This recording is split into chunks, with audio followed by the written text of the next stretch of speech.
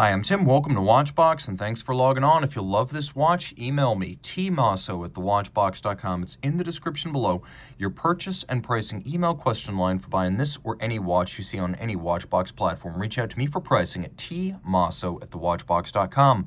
Launched in 2012, this is the Rolex Oyster Perpetual Sky-Dweller in Ever-Rose Red Gold. Reference 326135. You can see it's the red gold Sky-Dweller on a leather strap. The timepiece is 42 millimeters in diameter by 13.9 millimeters thick. From lug to lug, 50.3 millimeters, and then between the lugs, a 21 millimeter lug spacing. This is Ever-Rose Red Gold. Rolex has its own foundry. It smelts its own gold. It makes its own gold alloy. It has a high percentage of copper to make it 5N, that is extra red gold, and then it has a high percentage of palladium, so over time this Rolex Ever-Rose alloy stays forever rosy. It does not fade to yellow over time. That distinguishes it from conventional pink, rose, and red gold.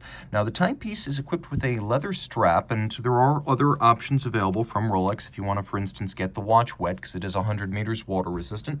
But we'll take a look at how this plus-size date-just case wears on my wrist, and that really is what it is. It is a very large date-just, both in style and in detail. On the wrist, it's not as thick as you might think, with a sloped case flank under 14 millimeters. It's probably going to fit underneath most dress cuffs, and you can see when I get further away from the camera, it doesn't look quite as chunky. It's a watch that would probably fit a wrist as small as 15 centimeters in circumference, and it does fit a little bit better on the strap as opposed to the bracelet. Take an over-the-top look, down the barrel, and a cuff shot once more. The strap is of high grade. Several different lengths are available. You can see large rectangular scale alligator leather. There is a little insert at the edge of the case that helps to close the gap between strap and case. So these Rolex factory straps always come combined with that little stepped addition so that it's more integrated and it looks highly refined. So you have that lack of daylight between strap and case. The strap is slightly bolstered to give it some volume, but there's not a whole lot of bolstering. It's medium rectangular scale alligator leather in a semi-gloss finish, medium brown. It's got a monotone stitch, and as you can see, a very narrow folded edge. We have a single fold Ever-Rose deployment clasp, but you can see there's a little bit of a beak and a hook internally, so it latches shut. It's a lift lock system. You can't just pull it open. You have to unlatch it and open it.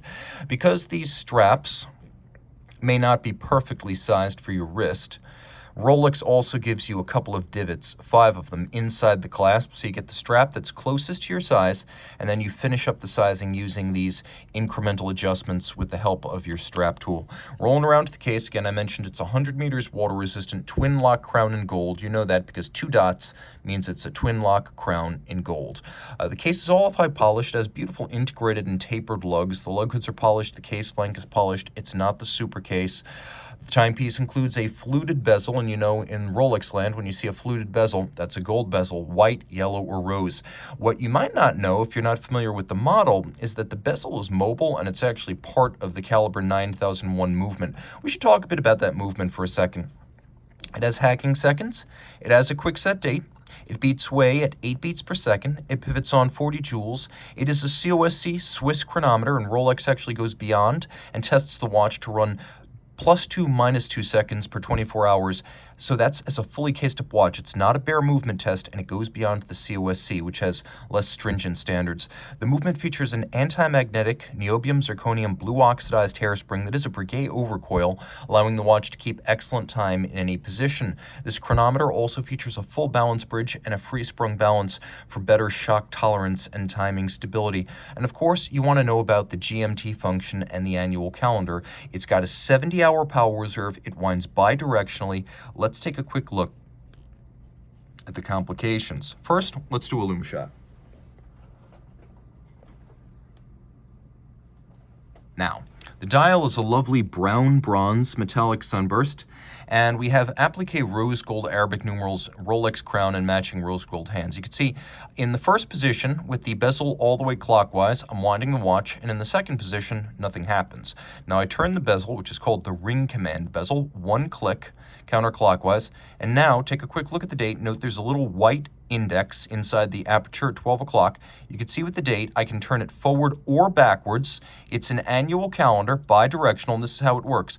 12 months, 12 hours. When the index is at 12, that means it's December 30th. That's how that works. Now, as I move forward, you can see that the little white index jumps to the next aperture. Now, you're looking at, for example, the first month and the second. So that's January 2nd. It's very simple, almost indestructible. There's only 9 pieces associated with that calendar. Now, Rolex also gives you the ability to adjust the hour hand independently. See how there's a 24-hour ring inboard? That's your second time zone. I can adjust a local time, and note the watch is still ticking. I haven't hacked the movement. I can jump the date forward, though in this mode I cannot jump the date backwards, and I can set my time. Now, the way you're supposed to do this is turn the bezel all the way counterclockwise and set the reference time zone. So let's say it is 10 o'clock in my reference time zone, right? And it is 10:25. Okay, then I'm going to turn the bezel one click, and I'm going to change it to represent wherever I am currently. So where I am, it is now 3:25 a.m. It's that simple. So you can make all these adjustments, then you turn counterclockwise and you screw down that crown. And that's it. That's how you use the Rolex Oyster Perpetual Sky-Dweller, a 24/12 split time, dual time, GMT, and an annual calendar. Reach out to Team Mosso at thewatchbox.com for purchase and pricing details.